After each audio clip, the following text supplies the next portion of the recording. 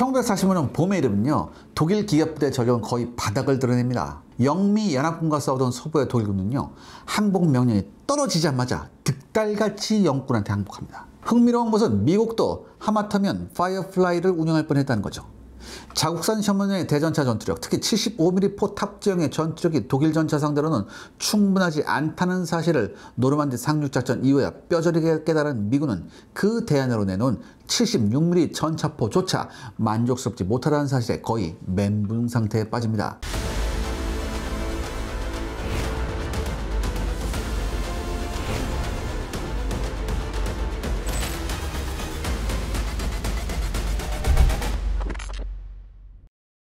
오늘부터는 미국의 티거 사냥을 알아볼 차례네요. 네, 우리가 생각하기에 미국은 M4 셔먼을 그냥 마구 뽑아내가지고 독일군의 맹수 전차를 상대한 것 같죠. 그쵸? 그냥 하긴 그만큼 뽑아낸 것도 맞지만.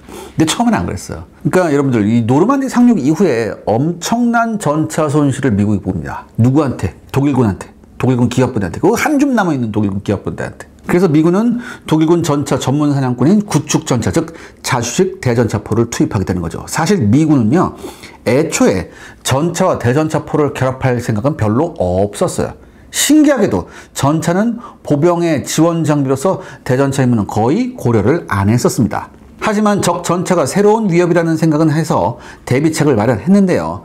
전차의 장갑과 주포를 강화하는 것이 아닌 엉뚱하게도 적 전차를 미리 사냥하는 것, 이것이 미국이 가지고 있던 대비책이었어요. 이게 뭔 말이냐. 그러니까 한마디로 전차는 보병을 지원하고요, 대신 적 전차는 장갑은 얇지만 가볍고 기동력이 높으며 대구경의 대전차포를 탑재한 대전차 자주포가 아군 전차 부대의 진로를 방해하는 적 전차를 미리 발견해서 청소한다는 개념이었습니다.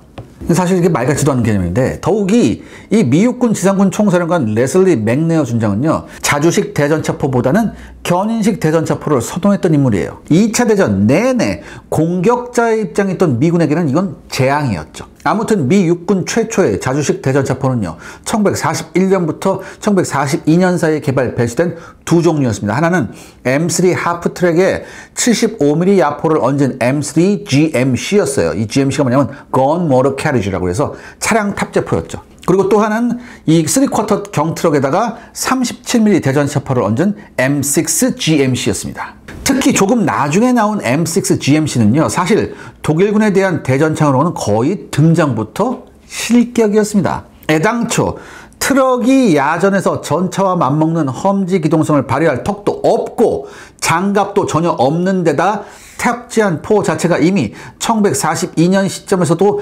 대전차포로서 한계를 팍팍 보여주던 37mm 대전차포였어요. 실제로 이 물건들은요, 튀니지 전선에서의 실전에서 혹평을 받습니다. 그래서 결국 5,400대 가까이 생산되었음에도 불구하고 그 대부분이 1943년 후반기에 이르면요, 탑재된 포를 떼내고 그냥 트럭으로 되돌려줍니다. M6 GMC보다 약간 일찍 나온 M3 GMC는요, 그나마 좀 나았는데요. 우선 탑재한 포가 적어도 1943년 초반까지 독일 전차들 대부분, 즉 3호와 4호에 나름 효과적으로 대체할 수 있었던 75mm 포였기 때문입니다. 이 포는 M1897A4라는 프랑스가 1897년에 개발한 것을 미국이 1차 대전 말기에 채택해 라이센스 생산한 건데요. 개발 연도만 따지면 꽤 구식이지만 기본 바탕이 탄탄해서 성능은 예상외로 좋았습니다. 특히 대전차 능력은요, 독일군도 프랑스에서 노획한 M1897을 대전차포로 개조해 쓸 정도로 나름 괜찮은 수준이었습니다. 적어도 언제까지? 1942년까지는요. 게다가 이것을 탑재한 차량은요, 그래도 장갑도 얇아나마 있고요. 없는 이만 못하지만 하여튼 있고요. 험지 기동력도 이게 바퀴식 차량보다는 그나마 나은 하프트랙, 즉 반궤도 차량이었습니다. 다시 말해 M3 GMC는 M6보다는 나았고요. 나름 전과도 올리긴 했지만 종합적으로는 문제가 적지 않았는데요. 애당초 75mm 포 역시 빠르게 발달하는 적 전차의 성능에 대항하기에는 부족하다는 평가가 강했습니다. 또한 반궤도 장갑차라는 컨셉 역시 험지 기동성에서는 전차에 대항할 정도는 아니었죠. 게다가 포탑 없이 그냥 견인식 포를 그냥 어때요? 그냥 장갑차 위에 그냥 올려놓은 거예요. 그렇기 때문에 다양한 방향에 대한 대처 능력도 떨어졌습니다. 장갑 역시 아무리 장갑보다는 공격력과 기동력을 중시했다고 해도 일선 전투 차량으로서는 결코 뭐야, 쓸만한 물건이 아니었습니다. 결국 2,200탄이나 생산된 M3 GMC 중 대부분은 일선에 지급되기 직전에 포를 떼내고 원래 병력수송 장갑차 사용으로 되돌아갔죠.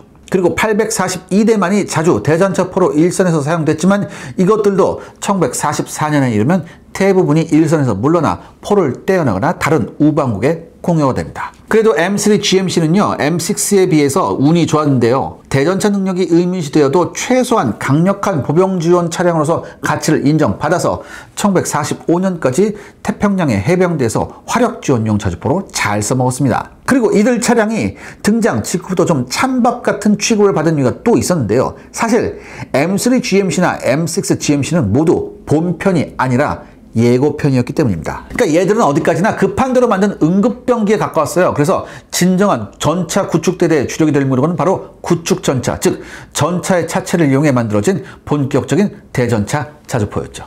진정한 구축전차의 시작은 언제부터인가요?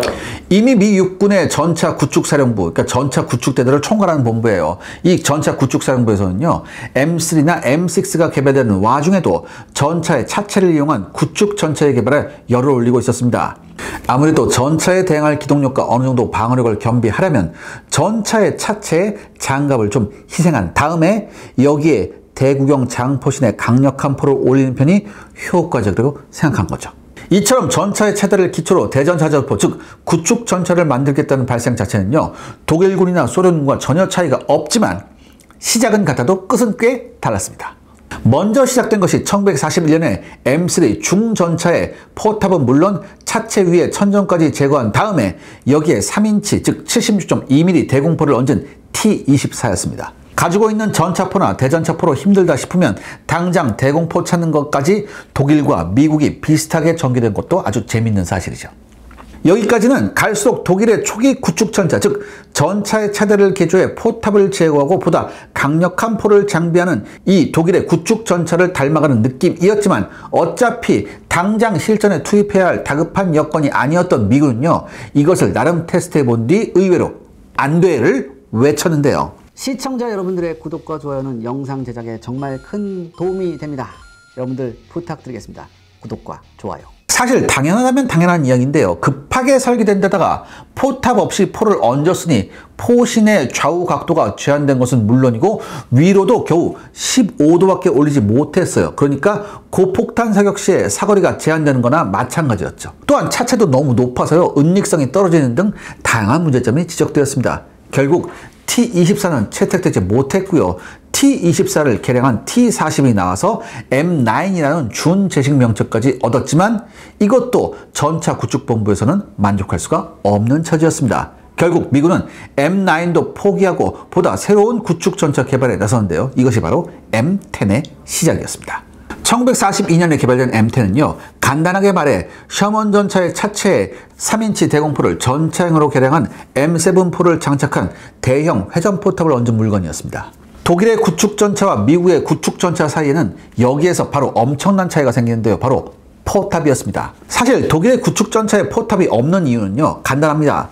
포탑이 없는 물건이 보다 싸고 빨리 만들 수 있었으니까요. 포탑까지 있으려면 차라리 전차를 더 만드는 게 합리적인 선택이었죠. 하지만 미군은 대전차 전투를 구축전차가 수행한다는 교리 때문에 어쨌든 전차와는 다른 구축전차를 만들어야 한다고 생각했고, 그런 과정에서 대전차 전투에 회전포탑이 있는 편이 없는 편보다 훨씬 유리하다는 당연한 결론에 도달합니다.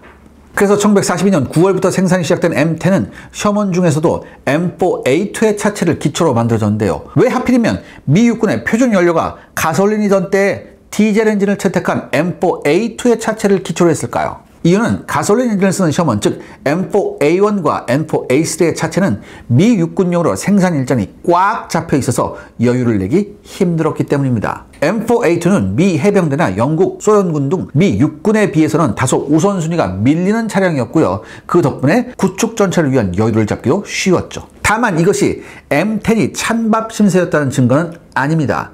M10의 생산은요, 우선순위 AA1으로 진행됐는데요. 이것은 셔먼보다도 높은 순위였어요. 그렇다면 아예 포탑도 있고 전차의 차체까지 사용한 M10이 전차와 다른 점은 무엇일까요? 바로 장갑의 두께와 지붕이었습니다. 먼저 M10은 장갑이 셔먼에 비해 상대적으로 얇았습니다. 차체 정면은 51mm, 포방패가 64mm로 여기서부터 셔먼에 비해 약간 떨어지지만 차체와 포탑 측면은 겨우 26mm라는 셔먼에 비해 분명히 얇은 약 절반 수준에 불과했습니다. 그럼에도 불구하고 대형의 포탑과 포를 장비한 덕분에 무게는 셔먼과 큰 차이가 없었고요. 속도 역시 최대 시속 48km로 셔먼보다 빠르기는 했지만 큰 차이가 나는 수준은 아니었죠. 만약 장갑을 제대로 둘렀으면 무게가 더 나가고 속도는 더 떨어질 뻔했습니다. 그래도 장갑이 좀 얇은 것은 원래 이것이 본격적인 전차가 아니고 적어도 이론상으로는 적보다 먼저 원거리에서 교전을 시작할 강력한 무장을 갖추고 있으니 무게와 비용 절감을 위해 납득할 수 있는 부분이었다고 합니다. 하지만 포탑에 지붕이 없는 것은 왜일까요? 지붕이 없으니 당연히 포탄의 파편 등의 승무원들이 그대로 노출될 수밖에 없었고요. 또 눈이나 비가 와도 그대로 막고 있어야 했으므로 추위로부터 보호될 방법도 전혀 없었습니다. 왜 이렇게 됐는지는 여러 가지 의견이 있는데요. 당시 일선의 병사들은요, 이것이 우리가 탱크에 타고 있지 않다는 사실을 언제나 일깨워 주려는 것이라고 농담삼아 말하기도 했습니다. 즉, 지붕이 없으면 자연스럽게 이것이 탱크가 아니라는 사실을 깨닫고 모험을 안 하게 된다는 얘기죠. 물론 이것이 이유는 아니었는데요. 실은 적 전차를 어떻게든 빨리 발견하고 대처해야 생존이 확보된 구축 전차의 특성 때문이었습니다. 지붕이 없는 개방된 포탑에서 승무원들은요, 매우 넓은 시야를 얻을 수 있었고요. 이 때문에 시야가 제한된 전차에서 발견되는 것보다 적 전차를 먼저 발견할 수 있었죠. 게다가 구축 전차는 전차와 싸우는 임무가 없을 때는 일종의 자주포로서 화력 지원을 주로 해야 했는데요. 이때 사용될 대량의 포탄을 외부에서 보급하기에는 지붕이 없는 편이 훨씬 편했습니다. 또 보병과 협동작전을 할 때 보병과 전차 승무원들이 의사소통하기 쉽다는 장점 역시 무시할 수 없었죠. 재미있는 것은 지붕이 없다는 점에 대해 일선 승무원들의 불만이 의외로 높지 않았다는 것이었는데요. 적어도 M10이 실전 배치된 초기에 이것을 운영한 병사들 대부분은 견인식포를 쓰거나 어차피 지붕이 없기는 매 한 가지였던 M6와 M3를 운영하던 입장이었습니다. 견인포 쓰던 입장에서는 지붕이 문제가 아니라 맨날 수작업으로 방열하거나 견인차에 연결하는 개고생이 완전히 사라졌다는 사실 자체가 그저 복음과 같았죠. 그리고 M6나 M3를 운영하던 입장에서도 어차피 없던 지붕이 없다고 불만을 제기할 필요도 없거니와 기동성과 방어력, 공격력 모두가 뛰어난 차량이 주어졌다는 사실에 더 즐거웠을 뿐입니다.